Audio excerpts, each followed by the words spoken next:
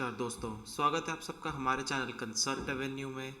इस हफ्ते हम आपके लिए लेकर आए हैं एक बेहद ही इम्पॉर्टेंट सेक्शन जो कि फाइनेंस एक्ट 2021 द्वारा एडिड है, यानी कि section 9B of income tax act 1961। तो चलिए दोस्तों, आज जानेंगे डिटेल में कि ये सेक्शन क्या कहता है हमसे और अपनी कंप्लाइंस कैसे करवाना चाहता है हमसे। तो चलिए दोस्तों, समझते हैं कि सेक्शन 9B आखिर है क्या। Section 9B basically finance act 2021 द्वारा ऐड हुआ। ये एक बेसिकली एक सिचुएशन बताता है हमें कि जब भी एक स्पेसिफाइड एंटिटी कैपिटल एसेट या फिर स्टॉक इन ट्रेड, ध्यान देने वाली बात है कि कैपिटल एसेट या फिर स्टॉक इन ट्रेड ट्रांसफर करेगी किसी भी स्पेसिफाइड पर्सन को इन कनेक्शन विद द डिसोल्यूशन और रिकंस्ट्रक्शन, यानी कि स्पेसिफाइड एंटिटी की डिसोल्यूशन या रिकंस्ट्रक्शन हो रही है और वो एक स्पेसिफाइड पर्सन को कैपिटल एसेट और स्टॉक इन ट्रेड कहती है, तो ऐसे ट्रांसफर को डीम्ड ट्रांसफर माना जाएगा। यानी कि स्पेसिफाइड एंटिटी ट्रांसफर कर रही है कुछ, यानी कि capital asset, stock in trade specified person को, तो ऐसे ट्रांसफर को डीम्ड ट्रांसफर माना जाएगा। ये है हमारा सेक्शन 9B। अब समझेंगे हम कि इसकी डेफिनेशंस क्या हैं। तो दोस्तों, अभी हमने जाना कि सेक्शन 9B एक सिचुएशन का जिक्र करता है। वो सिचुएशन के एप्लीकेबल होने पर वो ट्रांसफ़र को डीम्ड ट्रांसफ़र मानता है। तो आइए हम ये जानना शुरू करते हैं कि सेक्शन 9B के अंदर यूज़ की गई वेरियस टर्म्स का क्या मतलब है। सेक्शन 9B पढ़ने पर 3 टर्म सबसे ज़रूरी निकल कर आती हैं, यानी कि स्पेसिफाइड एंटिटी, स्पेसिफाइड पर्सन और रिकंस्ट्रक्शन ऑफ एंटिटी। इनका मतलब समझ लिया तो मान लीजिए आपने सेक्शन 9B को समझने की आधी जंग जीत ली। तो आइए सबसे पहले देखते हैं कि स्पेसिफाइड एंटिटी होती कौन सी है। स्पेसिफाइड एंटिटी का एक्ट द्वारा मतलब है कि फर्म और एओपी और बीओवाई, यानी कि एक पार्टनरशिप फर्म या एसोसिएशन ऑफ पर्संस या फिर बॉडी ऑफ इंडिविजुअल्स। इसमें ध्यान रखने वाली बात यह है कि इसके अंदर कोई भी कंपनी या फिर किसी भी प्रकार की सोसाइटी इंक्लूडेड नहीं है।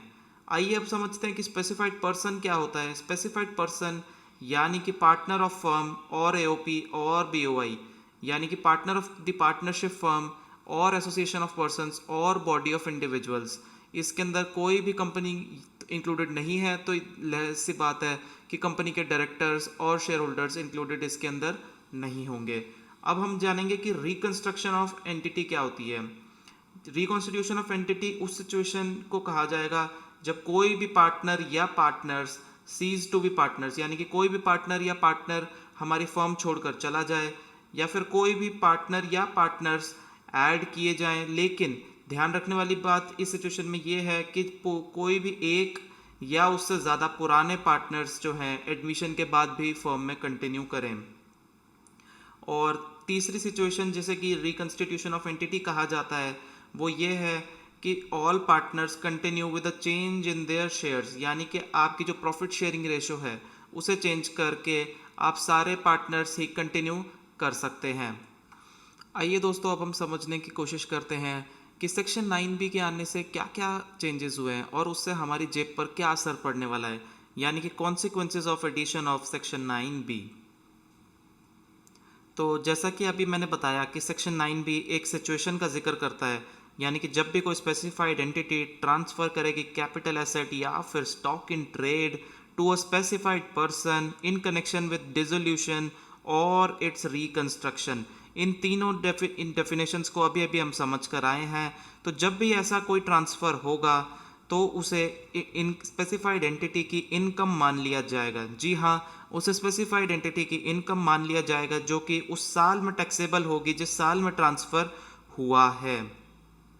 और इनकम जो है हमारी चार्जेबल होगी कैपिटल गेन्स या फिर प्रॉफिट और गेन्स फ्रॉम बिजनेस और प्रोफेशन के अंडर।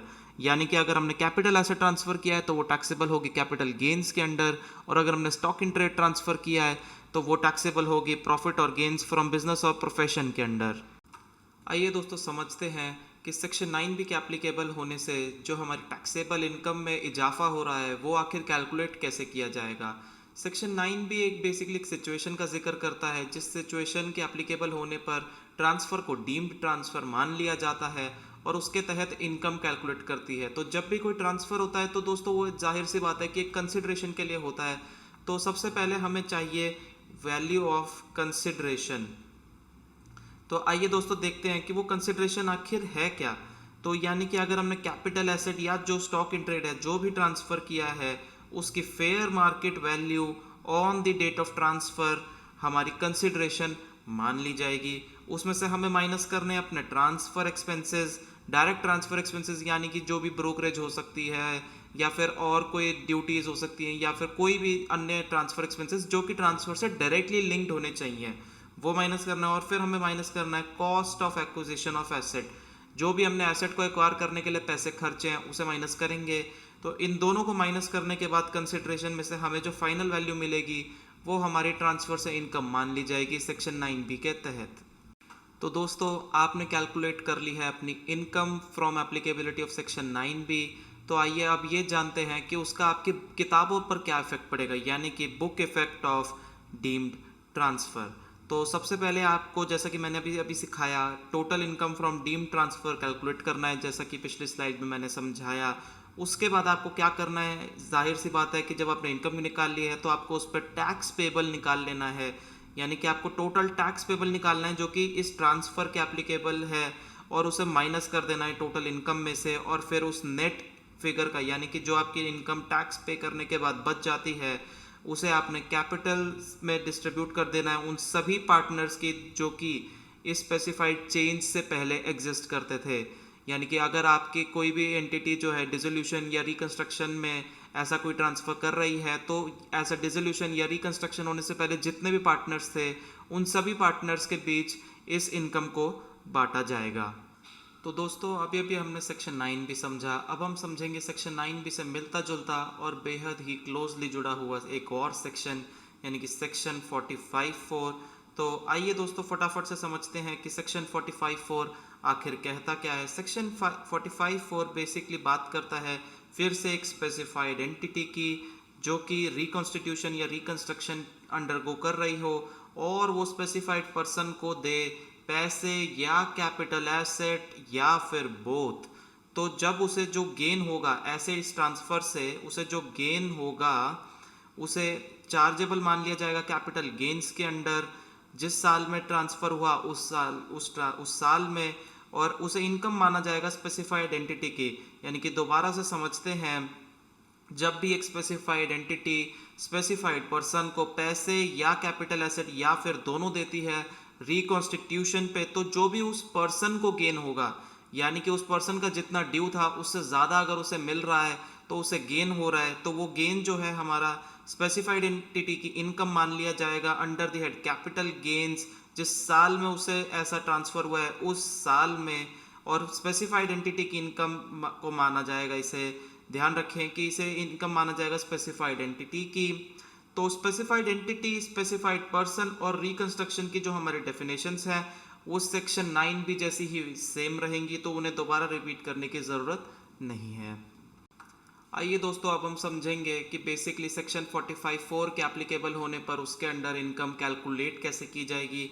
तो सबसे पहले हमें क्या करना है, value of money received by the specified person, यानी कि जितना भी पैसा मिला, रोकड़ा मिला, उसे फटाफट से गिन लें और उसे फटाफट से ऐड कर दें।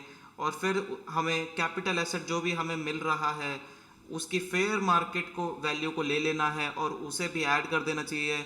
यानी कि जो भी रोकड़ा मिला और जो भी एसेट मिला दोनों की वैल्यू को लेकर ऐड कर दें और माइनस कर दें उसमें से जो भी अमाउंट ऑफ बैलेंस था कैपिटल अकाउंट में स्पेसिफाइड पर्सन के, यानी कि जो भी उस स्पेसिफाइड पर्सन ने उस पार्टनरशिप फर्म या एओपी या बीओआई में लगा रखा था उसे आप माइनस कर दें और जो हमारी फिगर है नेट गेन की आ जाएगी उसे हम इनकम मान लेंगे सेक्शन 45(4) के अंडर। तो दोस्तों अब तक हम समझ चुके हैं सेक्शन 9 भी हमसे क्या कहता है, कैसे कंप्लायंस करनी है उसकी, कैसे उसे बुक इफेक्ट देना है, और सेक्शन 45(4) हमसे क्या कहता है और उसके तहत हमें इनकम कैलकुलेट करनी कैसे है। तो आइए आप समझेंगे कि सेक्शन 9B और सेक्शन 45(4) साथ में कैसे लगाए जाएंगे। जी हाँ, इन्हें साथ में एप्लीकेबल किस प्रकार से किया जाएगा, किन किन बातों का हमें ध्यान रखना है, आइए समझते हैं। तो सेक्शन 9B और सेक्शन 45(4) को साथ में लगाने का प्रोसीजर जो गुरु मंत्र है वो कुछ इस प्रकार है कि आप सबसे पहले शुरू करें और सेक्शन 9B की एप्लीकेबिलिटी चेक करें, यानी कि सेक्शन 9B के एप्लीकेबल होने के लिए जो सिचुएशन बताई गई है उस सिचुएशन को चेक करें। यदि वो सिचुएशन अराइज होती है तो आपको उसके सेक्शन 9B का काम शुरू कर देना है। और income from deemed transfer as per section 9B, जैसा कि मैंने वीडियो में पहले बताया है, आपको वो इनकम निकाल लेनी है और फिर उसे नेसेसरी बुक इफेक्ट दे देना है, जो भी आपकी इनकम नेट ऑफ टैक्सेस है, जैसे कि वो भी मैं आपको बता चुका हूँ। यहाँ तक आपकी कहानी सेक्शन 9B की ख़त्म हो गई है। सेक्शन 9B की आपने रेगुलेटरी कंप्लाइंस भी कर ली है। तो अब आपका काम शुरू होगा सेक्शन 45(4) का। तो सबसे पहले चेक कीजिए सेक्शन 45(4) की एप्लीकेबिलिटी आपके ऊपर है भी या नहीं। फिर आप जो कि फॉर्मूला मैंने अभी बताया उससे इनकम कैलकुलेट कर लीजिए सेक्शन 45(4) की और उसे नेसेसरी इफेक्ट देना शुरू कीजिए। तो दोस्तों हम समझ चुके हैं कि सेक्शन 9B हमसे क्या कहता है, उसकी कंप्लायंस हमें कैसे करनी है, उसकी हमारी जेब पर क्या असर पड़ेगा, और सेक्शन 45(4) हमसे क्या कहता है, उसकी कंप्लायंस हमें किस प्रकार करनी है। तो हाल फिलहाल में अभी एक सर्कुलर जारी हुआ है, यानी कि सर्कुलर 14 जारी हुआ 2021 में। तो आइए समझते हैं कि उसके तहत क्या नई गाइडलाइंस लाई गई या क्या नई रिमूवल ऑफ डिफिकल्टी के लिए बातें कही गई हैं। तो जो कि हमारा सर्कुलर 14 है वो ये कहता है कि जब भी एप्लीकेबिलिटी होगी सेक्शन 45(4) की, तो जो भी अमाउंट हमने सेक्शन 45(4) के तहत टैक्स किया है वो बाकी रिमेनिंग एसेट्स, यानी कि जो एसेट्स आपने अपने पार्टनर को, रिटायरिंग पार्टनर को या फिर उसके change in constitution of firm के तहत ट्रांसफर कर दी है, उसे छोड़कर बाकी एसेट्स जो भी फर्म में रह गई हैं, तो आपका जो अमाउंट टैक्सेबल था 45(4) के अंडर, वो बाकी एसेट्स को एट्रीब्यूटेबल होगा।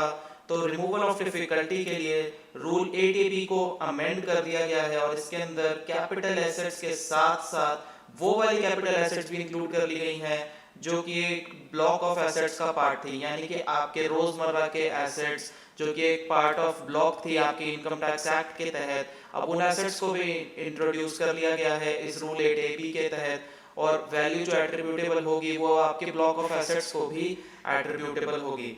फर्दर याद रखने वाली बात यह है कि जो भी अभी अमाउंट हमने एट्रीब्यूट किया है बाकी एसेट्स को, उसे जब भी हम ट्रांसफर करेंगे, यानी कि स्पेसिफाइड एंटिटी जो है आने वाले सालों में उसे जब भी बेचेगी, तो जो हमने अमाउंट एट्रीब्यूट किया था हर एसेट को, वो उस कंसिडरेशन में से माइनस किया जाएगा। दोबारा समझते हैं कि जो भी एसेट को हमने अमाउंट एट्रीब्यूट किया है वो उस एसेट के फर्दर ट्रांसफर के टाइम पर उसमें से माइनस किया जाएगा।